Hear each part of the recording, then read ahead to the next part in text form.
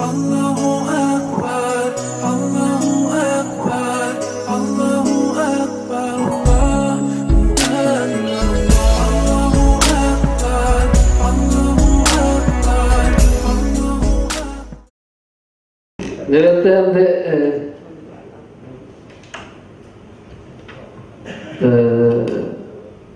Uygur Ziyalı Türkiye Avazı Radyosu Uygur bölümündeki Hadim Emir Kamil Kaşgari teşkilat ve harekatlarının düşüncesi ve müstakillikle karta tehditler diğer to'g'risidagi leksiyasini berdim. Hadi merhamet.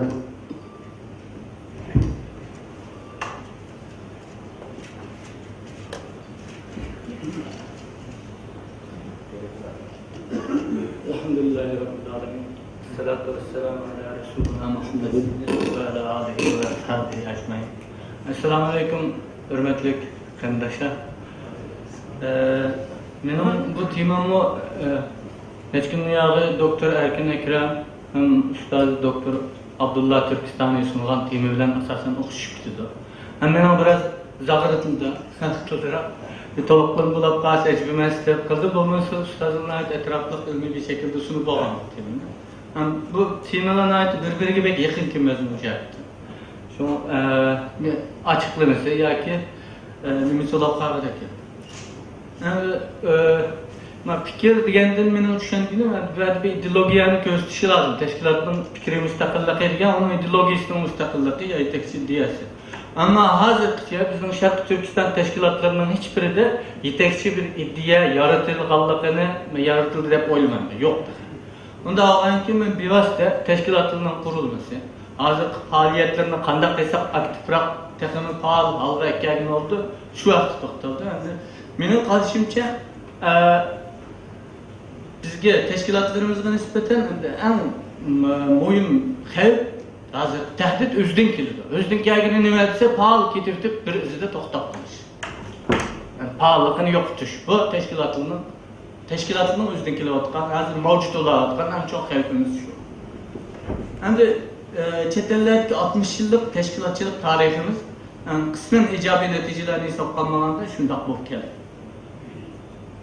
Yolu ve menzili düşen yetekçi iddia ve hizmet programı etrafı emas, belki şəxslərin nopoz etrafı toplaşkan dolaşqa teşkilatının takdiri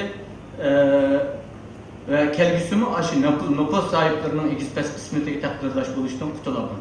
Bu tarihi sabablar tehiç yeküllenmegenlikten, mana hazır ve vatandaki halkka yetekçilik kılış ve yaktıklısı, belki yana burunqadekla öz nopozu ve öz mevcutluğunu saklaştığın elekçilikli bulup yürüyüdüğün teşkilatlarımızın sani aşmakta.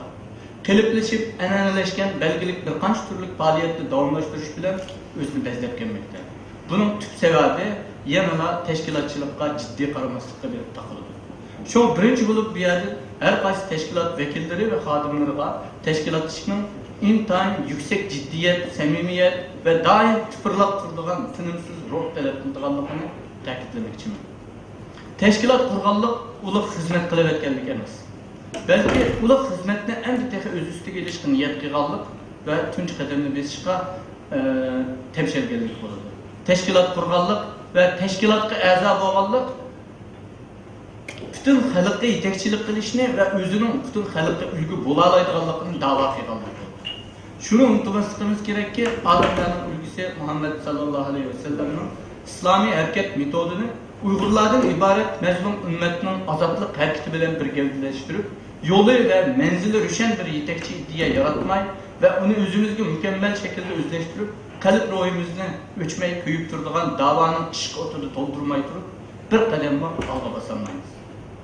Xuddi Peygamber aleyhisselam'a okşaş davanın otuda keçileri uykusuz tefekkürlük secdelerden baş götürmeydiğin davanı bir kadem olsun ilgilitiş için ili Hebistan, İfofiya'ya heylet üretse, ili Mekke'de Yemen ve başka ceyladın kelgen hecümekleri bilen söhbetleşik aldıraydıgan, hatta özü Tayyip çıkıp ayaklarının yarılmışı pervasız ısındıgan, özü kutkozmakçı buluvatkan halkın çalma kesek, til, hakaretlerine kıyıdaş ya ki gazep nefret bilen emez, köyü şefkat, dua ve tilek bilen cevap kaytırdıgan, yani başka yol, çare lanetinmay izdindiğin karmas irade, devamlı çeklep turduğun intilişcan fikir sezgürlüki, tefekkür ve tesevvür trenliki, cümleden ihlas ve fidakarlık payda bulmayı turup, davani ilgari siltishdan qat'iy so'z ocholmaymiz. Shunga yanıla her qaysi tashkilot rahbarlarimizning bu da'voga qanchalik ko'ngil berganligiga, atrofidagi o'z dunyosi bilan mast bo'lib yurayotgan insonlarning e'mini o'yg'otib, da'voning yadro manbasiga qanchalik kishini da'voning yadro manbasiga aylantira olganlikka berib chiqdi. Ham bu yerda yana muhim rol o'ynaydigani rahbarlarimiz. Shu bu nuqtada bir kichik bolaning hushi o'lib ketsa, hushi o'lib ketganligidan xabar topgan payg'ambar alayhissalomning atayim shu bolaning uyiga ziyoratga berib, ta'ziya bildirganligini rahbarlarimiz qat'iy unutmaslik lozim. Çünkü bu kichik voqea dahi ve rahbarlikning eng katta siri, qalblarni fath qilishning eng kuchli ochqichi ve en oddiy tushunishlik o'lchami bo'lib hisoblanadi. O'zi yetakchi bo'lmoqchi bo'layotgan xalqning uzoq, yaqin, kichik, cho'ng hamma kishilari ve ahvollardan xabardor bo'lib turish, qisqasi doim shu xalqning dardida yenib turadigan bir beqaror yurakning egisi bo'lish alemlerin rahbari Muhammed sallallahu aleyhi ve sellem'nin sünneti ve bizga qolgan eng katta miros. Demek rahbar bo'lgan kishi barliq ishlardan ana shunday to'liq ma'lumotli bo'lishga qattiq ahamiyat berishi lozim. Birinchi bo'lib qayerda zot nima ish qilmoqchi ekanligimizni, andin ish qilmoqchi bo'lgan yerda mayli yeza, mayli shahar, qanchalik kishi bor, qanchalik er, qanchalik ayol, ularning orasida qanchalik muddatgacha qaysi kun tartibni qanday yaratish lozim? Ularni o'zimizga tortish va xizmatga yaramli holga keltirish uchun nimalarni qilishga to'g'ri keldi va qachongacha qilish kerak deganlardan aniq xabardor bo'lish lozim. Rayondagi dushmanning ta'siri, tashviq usullari nimalardan iborat, qaysi ko'chada kimning ta'siri bor, qanchalik doktor, qanchalik o'qituvchi, boshqa kasbchilar bor. Mana bular haqida ma'lumotga ega bo'lishmi doim muhim. Bularni bilgandan andin planli bir shaklda rayonning yetakchiligini ishga oshirg'ili bo'ldi. Yoki rayonda yetakchi bo'laydigan kishilarni belgilab oldin qo'rg'uvchi qabul bo'ldi. Xuddi Pokistonlik atoqli siyosiyon professor Xurshid Ahmed degandek, tashkilotning munavvar kishilarining shu rayondagi o'rni va nufuzini yuqori ko'targili va shu orqali 30 yillik musobaqani 3 yilda bitib bo'lgan bo'ldi. Bu haqda Germaniyadan bir kichik misol kelmoqchi. Bu professor Mehmetçilik deb Ülkü TV'siga chiqadi stratejik program berdarkini va adam Germaniyada 1970-yili Kayseri shahrining butun ko'chalarini Germaniya psixologiya ham sotsiologiya jihatdan tadqiq qilib, onun xaritasini chiqarib arxivlashtirib qo'ygan gap. Ma'noda plan adam ma'nazatga tayyor, manda fikrda plan adam, plan imom ma'nazatda manda fikrda deb bütün mahalliningki ma'lumotini 1970-yil to'plab Germaniya arxivlashtiribdi. Germaniya bilan Turkiya ittifoqdosh o'rtada hech qanday dushmanlik yo'q. Bunga nima hojat? Chunki agar bir davlatni qo'chmoqchi bo'lsa, Turkiyaning ichini qo'chmoqchi bo'lsa, ashunda ma'lumotlarni ega bo'lmay turib, bu yerda kun tartib yaratolmaydi, gündem yaratolmaydi. Agar bizni Xitoyning ichini qo'chimiz desak, bu tashkilotimizning ta'sirini Xitoyda ta'sirli qilamiz desak, hech bo'lmasa biz ta'sir ko'rsatmoqchi bo'lgan rayonning shunchalik ma'lumot qo'limizda bo'lganda, shu ko'chilni bilganda, shu ko'childagi ta'siri va adamni bilgan chig'imizda, shu ko'childagi fikrni bilgan chig'imizda biz u yerda kun tartib yarata olamiz, gündem yarata olamiz. Bundan xabarsiz bo'lsak, yo'q. Ammo tashkilotlarimizcha hozir o'zi turayotgan rayonningmi bunchalik ma'lumotiga ega emas. Masalan, biz Turkiyada turayotimiz, ya İstanbul'daki tashkilotlarni, mayli Qaysiridagi tashkilotlarni o'zimizdan turayotgan rayondagi Türklerin ayağı arıp yaptırmak, Uygurlarla nispeten var, bunçilik bir planlı bir ma'lumot egallash yo'qman. Şu bu noktada teşkilatlarımız dikkat qilishi lozim. Endi ikincisi en muhim narsa teşkilatdagi javobgarlik tuyg'usi. Mas'uliyat tuyg'usi. Bu haqiqatan ojiz bizdan. Bunun için endi o'z xalqdagi boshlamchi va yetakchi bo'lishlik bunda ig'ir muqaddas vazifaga otlangan kishilarning javobgarlik tuyg'usi en yuqori darajada bo'lishi lozim. Hem bir gapni qilsak ma'noda deb verjili har xil ta'kidlar sunildi. Rost, demak oson. Og'izdan ma'lum ta'kidni beraman. Demak oson qilmoq tez deymiz. To'g'ri qilmoq tez. Ammo biz shunchalar 20 million, 30 million inson yetakchi bo'laman deb bir tashkilotni quribdik. Ashuni mayni ulg'ilishi lozim deb bir da'voni qildik. O zaman o tez kelmasligi lozim. Agar u tez kelsa, istiqbolasiz bo'ldi. Rost, shunga en qattiq bütün xalqqa qaraganda en aktiv bo'lish tegishli. En ulgu ulaşıp tegishlik, en ahlakı yaxshi ulaşıp tegishlik, ma'noda en yaxshi ulaşıp tegishlik adam birinchi bo'lib tashkilotning rahbari andikin teşkilatning xodimlari. Bu narsa qat'iy unutib qolmaslik lozim. Endi Peygamber Aleyhisselam'ın her bir kişi öz ergeç kişilerine karşı cevapkardır. Yani yalnız öz emeliyle emas, tevalikadaki ve etraftaki kişilerin o emellerine cevapkardır diyen hadisini her köydüğümüzde bütün vücudumuz lerzik gelip gözümüzde uyku girmeydiğinden bulanışı lazım.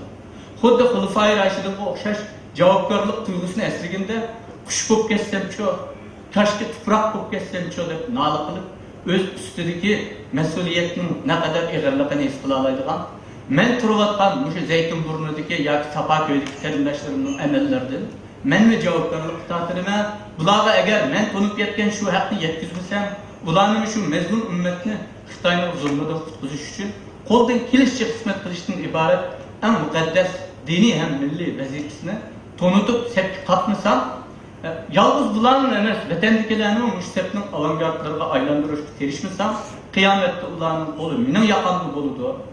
Ular qarta en deslep men javobgarlik ta'tilmayotganini tasavvur qilib, kechisi aramda yatolmaydigan, ichidan siqilib, tipirlab, öy chepib, ularning emini ichishga tirishadigan bir ruhga ega bo'lishimiz lozim, tashkilot sohiblari. Mana shunday tinimsiz ruhga ega bo'lganimizda andin bu tashkilotning ishi olg'a bosadi. Ko'zligimizdek unum beradi, ammo bu ruhni tirik tutish, doim hayajonlantirib turishni oson emas. Hem işin bir yolu, bir usulü bu arkadaşlar. Mesuliyet emimizni, cevapkarlık tuygumuzni hareketlendirip duruşun yolları bunun özgü layık ozuqa bak. Her gün aşı manevi ozuk bilen ozuklandırıp onu canlandırışa doğru geldi. Xuddi Peygamber Aleyhisselam'ın söhbetindeki tuygularını uygu bağında yokutup koyuvatkallıkını eskiyen Hanzile Raziyallahu anh ona. Bugün ben münafık koptum ben. Söhbette başka, öyle başka, 200'lük eblah koptu mərdə, vaqaraq jığlaq koçuq çıxıqdığına oxşar. Bizning öz-özümüzni hesabda tutuşumuzga, kündəlik his duyğu, oy xiyallarımızı ko'zdan kechirib turishimizga to'g'ri keldi.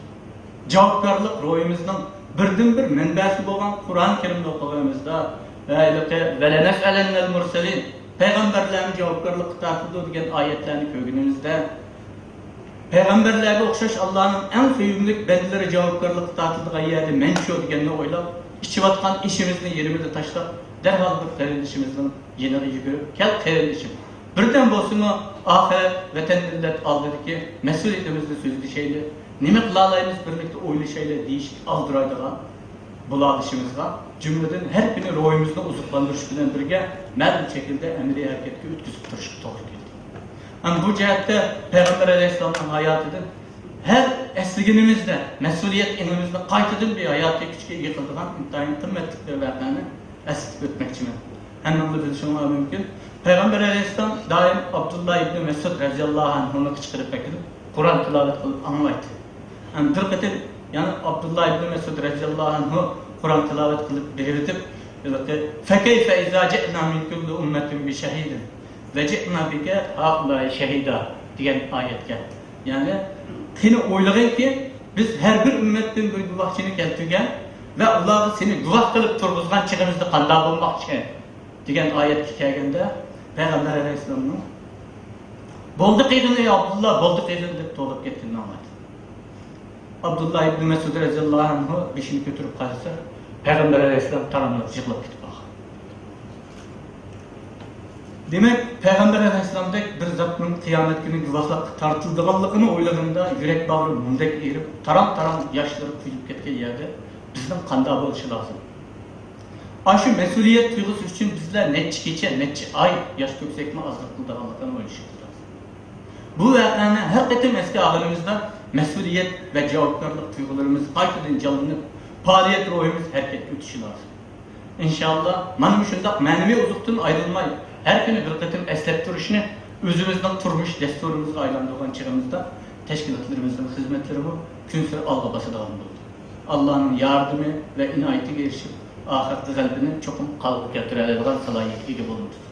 Yani üçüncü mesele teşkilattaki hadımlar ve mesullarda iştihat kılış kabiliyette, salayette yitirişi lazım ya ki yitirişi lazım. Yani iştihat degen ne desek, duç gelgen yeni halet vaziyetlerine göre derhal yeni pozisyon belgelep çıkış, hem de kitip bağa yolda tizden vuruluş peyda kılıp yeni kademlerini taşlaş iktidarını gösterdi. Bunun için yana an'anaviy shaklda davomlashib kelayotgan, ammo harakatga foydasi bo'lmayotgan ishlardan darhol voz kechish jasorati bo'lishini talab qildi ijtihod. Chunki insonlar odatlangan ko'rinishlardan osonlikcha voz kechmaydigan, foydasiz bo'lsa-mu, kichik ishlarda tishtirni bilan ching turib oladigan xarakterga ega. Biroq olg'a yurish kerak bo'lgan, ya'ni nurg'un musofirni bosmasi bo'lmaydigan tashkilot bo'lsa, yo'lda nurg'un yangi ahvollarga uchraydi, yangi piketlarda to'xtaydi, yangi muhitlarning ichiga kirib qoldi. Bunda avvalda qoida prinsip, hatto qimmat qarashlarini vaziyatga ko'ra o'zgartirmasa, yangi o'zgarishlarni yasab, yangi vaziyatga taqobil tura oladigan salohiyat yetilmagan bo'lsa, to'xtagan yerda to'xtab qoladi va safarni davomlashtira olmaydi. Shunga ijtihod, ya'ni yangilik yaratish roli kishi, jamiyat, millat, davlatlarga nisbatan intayin muhim. Endi texnik nimasiga kelsak, tashkilotning qurilmasi. Buni ustozlarning aytishga nima qildi? Shundan so'ng men kichikina izohlab o'tmoqchi. Har qanday bir kurash uchun tashkilot degan intayin tartib intizom talab qiladigan narsa. Ammo tashkilotni tartiblik, intizomli, qonunli qilib pachat qurib chiqqan bilan ish tugamaydi. Uni endi texnik unumli faol holga keltirishning chorasini qilmasa bo'lmaydi. Endi biz buni qanday qilganda faol qilamiz degan bu konkret masalaga qanday qilganda faol holga keltirgan bo'lgandan ilgari endi shu unumli faol tashkilotning qanday bo'lganligini bir oydinlashtirishimiz lozim. Yani demek insan yalnız vücutta çıkarılmaydıgan işini yani toplashib vücutga chiqarish uchun 5-10 kishi bir joyga kelganda tashkilotlangan bo'ladi. Tashkilot qurilgan bo'ladi. Shuning bilan endi u 5-10 kishi bir joyga kelgandan keyin favqulodda bir kuch sinergiya deydi, sinergiya olish. Buni oddiy misol bilan endi tushuntirganda birga birni qo'shsa 2 emas, 11 bo'ladigan bo'ladi. Unda olganda teşkilleniş ulan talant iktidarını birbiriga qo'shish emas, balki qo'shish bilan birga aslida ko'paytirish rolini o'ynaydi. Agar navoda biz bir buncha kishilar bir yerga to'plashgan turibmi, cho'ng ishlarni vujudga chiqara olmasa, yoki ulardagi 10 kishining birlashma iqtidori boshqa 10 kishining iqtidori bilan o'xshash saviyada turayotgan bo'lsa, o chog'da bu tashkilot faol unumli bo'lmagan bo'ladi. Tashkilotning faol unumli bo'lishi bo'lsa, tashkilotning g'oyasi va nishonini texnik surat bilan amalga oshirishni ko'zlaydi. Shunga agar tashkilot qurilib, ishg'ollarga ichilib, mas'ullarning tegishli vazifalarini belgilanib bo'lgan turg'uliq ko'zlagan nishonda ilgirlash ko'rilmasa, biz uni tashkillanishi joyida, ammo faolligi va unumi yo'q tashkilot deb ataymiz. Mana ulardan endi biz muntazam tartibli tashkilot qurilgan, ammo bir izida turib qolgan, faolligi va unumi bo'lmaydigan ahvollarni bor degan xulosani chiqara olamiz. Biz endi qanday qilganda bunda to'xtab qolgan, izda to'xtab qolgan tashkilotni qanday qilganda faol holda ekagini oldi degan bir tadbirlar ustida to'xtalamiz. Birinchi bo'lib tashkilotning diqqat qilishga tegishli narsa nima desa, tashkilot g'oya emas, maqsad emas. Bu bir vosita. Buni unutmaslik lozim. Har doim tashkilotning g'oyaga, maqsadga aylanib qolmasdan bir vositaga aylanishiga tirishishi lozim tashkilot.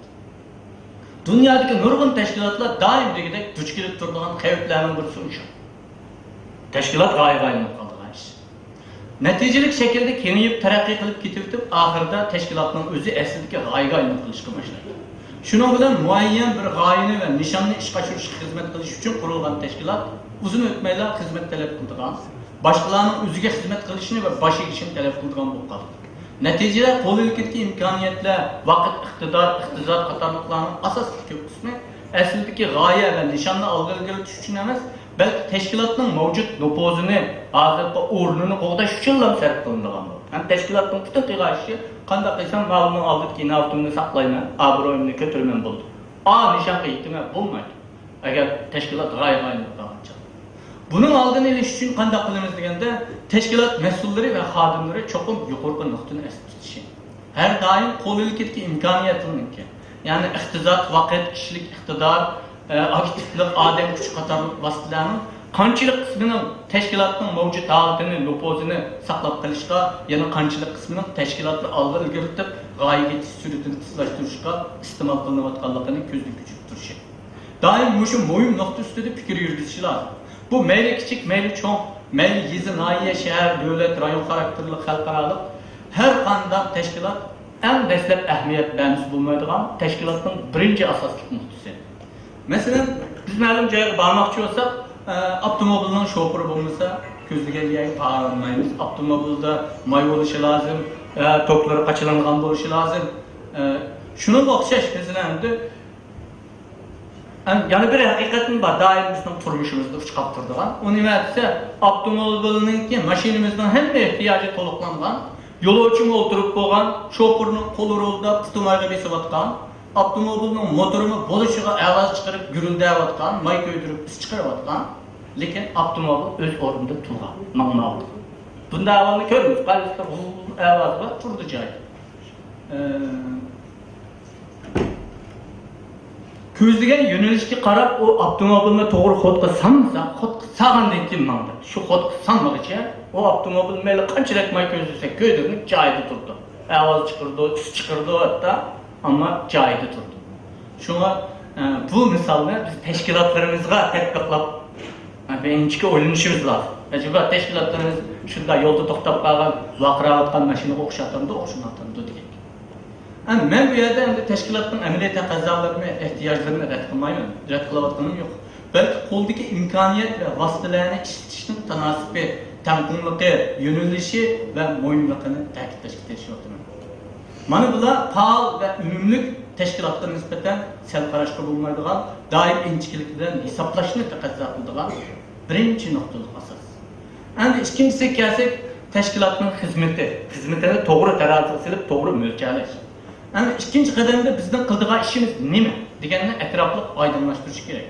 Boshqacha qilib aytganda, qilmoqchi bo'lgan xizmatlarimizni hamma jihatdan to'g'ri o'lchab, to'g'ri taroziga silib chiqishimiz lozim. Mayli kichik, mayli cho'ng, barliq xizmatlarning mohiyatini, ya'ni qayerda boshlanib, qayerda oxirlashadiganligini oldi bilan hamma jihatdan o'zimiz to'liq bilishimiz lozim. Undaq bo'lmaganda tashkilotning harakati amaliy unum berolmaydigan bo'lib qoladi. Endi ishni qanday qilganda to'g'ri qilamiz deganda, yana bayotinga hamma ishdan xabardorlashga, nerede qanchalik odam bor, nerede qancha kimning ta'siri kuchli, qaysi imomning qaysi ko'chada qanday ta'siri bor, mushu istixborotlarni tashkilotning qo'lida shunga doir istixborot bo'lishi lozim. O'zi harakat. Biz agar Sapako'yda harakat qilmoqchi, Sapako'yda bir muncha odam bor, biz shu yerga ta'siri kuchli odamni yaxshi bilishimiz, fikrni yaxshi bilishimiz lozim. Shunda olganda ularga odamni o'zimizga tortib yoki biz ko'zlagan bir xizmatni, shuni xohlagan, shuni orzu qilayotgan bir xizmatni shu uchun vujudga chiqara olamiz. Agar uni bilmasak, uning orzusini bilmasak, tushunmasak, o'zining ko'nglini yayriltaligida xushaldagidek xizmatni o'rtaga chiqara olmaymiz. Agar biz endi harakatimizni chin ma'noda faol, unumli holga keltiramiz deyotganmiz, oldi bilan qilmoqchi bo'lgan ishimizni va uningga munosabatli shart-sharoit, vaziyatlarni to'g'ri to'lib ketishga to'g'ri keldi. Buni bilmay turib, konkret plan tuzguni bo'lmaydi. Buningda xabar olsak, planni qanday tuzamiz? Agar u bexabar olsak, plan tuzolmaymiz. Plan tuzishning birinchi sharti ash xalq haqini bilish, u sharoitni bilish, shu jamiyatni bilish. Bundaq ahvolda qarasak, hamda tashkilot to'xtamay harakat qilayotgan, qo'lidagi vositalarni ishlatayotgan hamda harakatni kengaytirish xizmatini, ya'ni kishilar bilan munosabat, o'rin suhbat o'tkazish, fikrdosh kishilarni o'ziga tortish degandek nurg'un xizmatlarni qilayotgan bo'ladi. Ammo ayshildan xabarsiz bo'lgach, u o'zi turayotgan rayondagi nopozi chiqib ketishga boshladi. Alba ilgariman, chunki ma'lumotlar oldi. Uchinchi unumlik narsa yo'lda plan tuzish. Plan tuzumisi bo'lmaydi, xizmat plani, kichik, cho'ng uchun, cho'ng g'oya qadar, kichik xizmatga qadar. Endi yuqorida aytganimizdek, o'zimizni va qilmoqchi bo'lgan xizmatlarimizni to'g'ridan sal qo'ygandan keyin qayerga bormoqchi, birinchisi. Ikkinchisi nima bilan bormoqchi, uchinchisi qanday vositalar bo'lishi lozim qo'limizda. To'rtinchisi bu vositalarni qanday hal qilamiz. Degan shu 4 savol bilan plan tuzilgan. Natijali plan shu 4 savol bilan chiqadi. Mayli kichik, mayli cho'ng har qanday ish uchun bu savollarga javob bermay turib plan tuzgun bo'lmaydi. 4 savol. Masalan, ko'chalarga varaq taqish olsun, maktab ichish olsun yoki yo'g'on davlat saylovlari olsun, hammasi shu 4 savoldan o'tadi. Bu 4 savolga javobni topmay bir plan bo'lmaydi. Nishonga qanday yetamiz? Yetib berish uchun qanday narsaga ehtiyojimiz bor? Imkon, inson kuchi, siyosiy, iqtisodiy, ruhiy, axloqiy vositalarni qanday qayerdan hal qilamiz? Buni ko'rdigan holda plan tuzish faol unumli tashkiliy harakatning 3-asosi. Endi bu ishda plan tuzgan vaqtimizdami doim nishonni bosqichlarga bo'lib ishga oshirishga va hozir qaysi bosqichda turyapmiz deganga qattiq diqqat qilishga hamda ilgarilashning qadamma-qadam tadrijiy bo'lganligini har biz bir atlaqli manzilga yetib borib bo'lmaydiganligini esda tutishimizga to'g'ri keldi. Qisqasi cho'qim birinchi qadamni tashlab bo'lib, ondan ikkinchi qadamni tashlashimiz lozim. Shunga uzun musofirlik planlarni tuzish bilan birga qisqa musofirlik planlarini tuzib, kichik qadamlar orqali olg'a ilgarilab kelar bir oy yoki bir yilda ko'rinarli ilgarilashni qo'lga keltirishga erishishimiz, buning uchun davomli tafakkur qilishimiz lozim. To'rtinchi muhim narsa bo'lsa natija muhim, natijaga qaylash lozim. Buning uchun eng yaxshi usul nima uchun degan bir savolni qo'yish, natija qaylash uchun. Bu savol oddiy bo'lsa-mu, ammo chiqadigan natijasi bu savolga keltirgan javob doim biz ko'nglimizni xush qiladigan javob bo'lmay qoladi. Biz bir ishni qilmoqchi bo'lsak, qilayotgan bo'lsak, qilib qo'ygan bo'lsak, nima uchun deb so'rasak, u vaqtida u ishning biz ko'zlagan nishonga loyiq bo'layotgan bo'lmayotganligi aytiladi. Bu chog'da tuzadigan yo tashlaydigan yerga boramiz. Nima uchun? Keyin beshinchisi tashkilotning eg'irlashib ketmasligi uchun yeni xizmatini tanlash. Bu nuqtada eg'ir osti ishlarning o'rniga oz vaqt ketadigan yeni ishlar bilan texnik tez qadamni tashlab ma'qul bo'lganligini ta'kidlab o'tmoqchi. Harbiylarni yeni qurollar bilan qurollangan partizan qo'shinlarining unumi eg'ir qurollar bilan qurollanganlardan tez bo'ladi. Masalan, qo'llovchilarning ko'payishini maqsad qilgan va ba'zi cho'ng yig'inlarni chaqirishning o'rniga rayonning nopozliq kishilardan tarkib topgan 3-4 kishilik suhbat guruhi tashkillab, nuqtaliq shaxslarni bevosita ziyorat qilib uylarga berib, tashkilotning qilmoqchi bo'lgan xizmatlari yoki g'oya nishonlarini mana atrofli tushuntirishning cho'ng yig'indimi bekrak undirganligini hozirgi dunyodagi tadqiqotlar isbotlab bo'lgan bir natija. Shu hozir Erdo'g'anga yig'in atsa, yosh bolalarning hammasini uy beriladi. Yoshlarni uyga chiqqan deb shu aytdik. Endi bu yerda yana imkoniyat tashkilotning qo'ldagi imkoniyatini qanday ishlashimiz, qas tanasib ishlashimiz umuman buning ichidagi eng muhim narsa tashkilotning eng cho'ng boylik animatsiyasi vaqt. Boshqa narsa bo'lmasa ish qiyin bo'ldi, ammo vaqt bo'lmasa ish qiyin bo'lmaydi. Uni hammamiz bilamiz.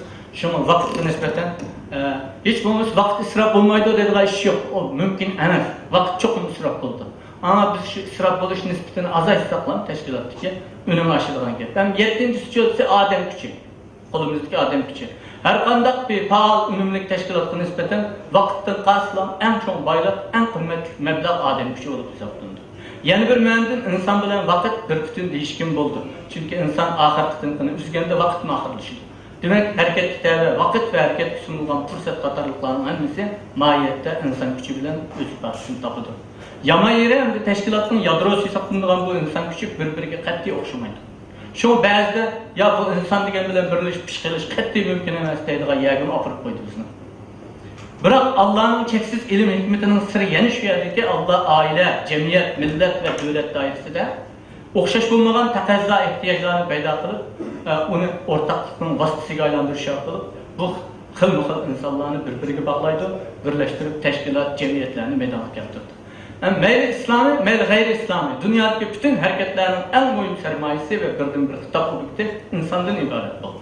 Shu insonlardan tashkil topgan har qanday tashkilotning eng muhim vazifasi oldi bilan o'zidan boshlangancha tashkilotga bog'lanishlik va bog'lanishsiz butun atrofidagilarni tarbiyalash, nefsini tezkiye qilish, yani inini tozalash ve uyg'otish, davanın ufqqa erishish uchun bizga qaysi xil adam modeli lazım bo'lsa, shuni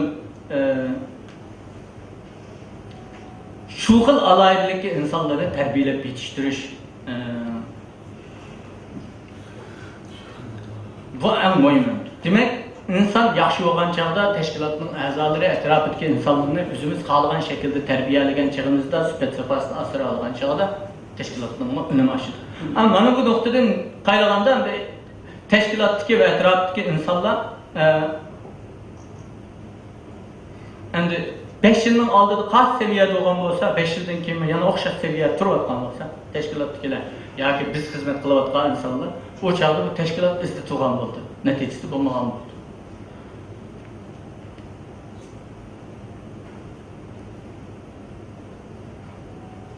Yani teşkilatın nefsini tezkiye kılış, yani inini tazlaş ve uygutuştan ibaret en mühim vazifesini orundurmaganligini, yani bütün insaniyetin yetekçisi ve ölgüsü olan Peygamberimiz sallallahu aleyhi ve sellem'in İslami hareket metodunun icra kılınmaganligini gösterip verir.